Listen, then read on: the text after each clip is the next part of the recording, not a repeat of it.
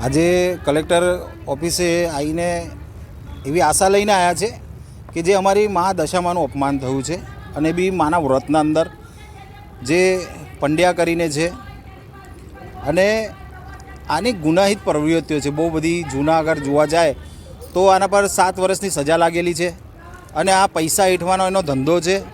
અને ચાલુ વર્ષના અંદર જો મહાદશામાનું આવું ઘોર અપમાન થતું હોય તો આ સનાતન ધર્મ અને ભાવિ ભક્તો સહન નહીં કરે.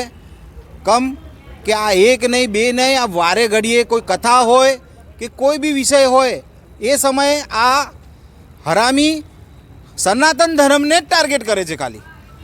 પણ એક કાન ખોલીને સાંભળી લે, આ સનાતન ધર્મ છે, અપમાન સહન નહીં કરે.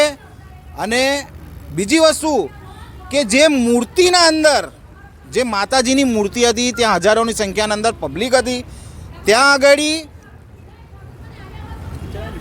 પાઇપ કે ભાઈ ઘીનો ડબ્બો, તો ક્યાં છે ઘીનો ડબ્બો, ક્યાં છે પાઇપ? બતાવો, મીડિયામાં બતાવો ને.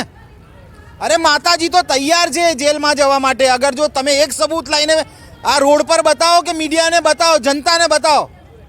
આ ખોટું થઈ રહ્યું છે અને આ ખોટા આક્ષેપ આ પૈસા કમાવાના ધંધા છે આ પંડ્યાના. જે સમયે મીડિયાના અંદર જે જાહેરાત કરી કે ભાઈ આવી આવી રીતે મંદિરમાંથી ઘી પકડાયું, ફલાણું થયું, આ થયું, તો તું લાવને ઘીના પાઇપો ક્યાં છે, ડબ્બા ક્યાં છે? તું કેમેરામેન લઈને ગયો તો અંદર તો મીડિયામાં બતાવ, જનતાને બતાવ તો કારું સબૂત ખબર પડે. અલા તું એક બાપની જનેતાનો ઓલાદ જ નહીં લાગતો. આ સનાતન ધર્મનું અપમાન કરે છે. જો એક સનાતન ધર્મનો ભક્ત ગાંડો થયો તો તારા ભૂકા નીકળી જશે.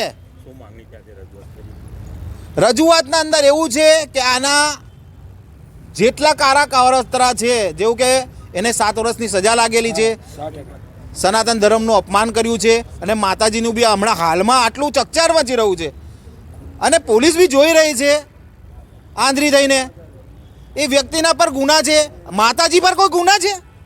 તમે સાચું મેદાનમાં લાવો. અને જે ગુનેગાર છે જો એના પર કેસ નહીં થયો, એને જેલ ભેગો કરવામાં નહીં આવ્યો તો ઉગ્ર આંદોલન થશે. અને આની ચીમકી એનાથી મોટી થશે કે રોડ રસ્તા બંધ થશે.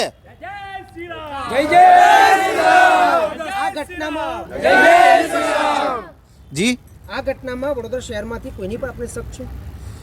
હા, બની શકે કે કોઈક એવો વ્યક્તિ હોય જે માતાજીનો દુશ્મન બી હોય, યા તો પછી કોઈ પાર્ટીથી જોડાયેલો હોય જેને ગમતું ના હોય.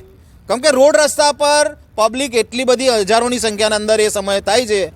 અને અમને જાણકારી મળી બી છે થોડી ઘણી કે કોઈ બેન, કોઈ સામાજિક છે જે આ ગુનાહિત પ્રવૃત્તિઓને પડદાના પાછળ આ વ્યક્તિને પૈસા આપીને કામ કરાવે છે. અને આજે બી તમે જોશો, જો અમે પોલીસ કે ફરિયાદ તો નોંધાયેલી જ છે, એફઆઈઆર કરેલી છે, અને હજુ બી અગર એના પર એક્શન લેવામાં નહીં આવે, આ તમે જુઓ તો ખરી. એટલે આટલા બધા લોકોની આસ્થા અને દિલને ઠેસ પહોંચેલી છે. અને જેટલી બને એટલી જલ્દી હું માન્ય શ્રી આપણા વડોદરા શહેરના પોલીસ કમિશનર સાહેબ શ્રીને કહીશ કે આની તપાસ કરાવો, સીબીઆઈ તપાસ કરાવો. અમે સામેથી કહીએ છીએ કે માતાજી અગર ગુનેગાર છે તો જેલ જવા તૈયાર છે. પોલીસે દબાણ કર્યું હતું સમગ્ર બાબતને લઈ? માતાજી પર ફૂલ દબાણ કર્યું છે પોલીસે. અને આ વસ્તુના અંદર કોઈ ષડયંત્ર રચાઈ રહ્યું છે. અને હવે આ કોઈ ષડયંત્ર નહીં ચાલે. કેમ કે અમારા સાથે પૂરી મીડિયા છે અને મીડિયા સાચું બહાર લાવે છે.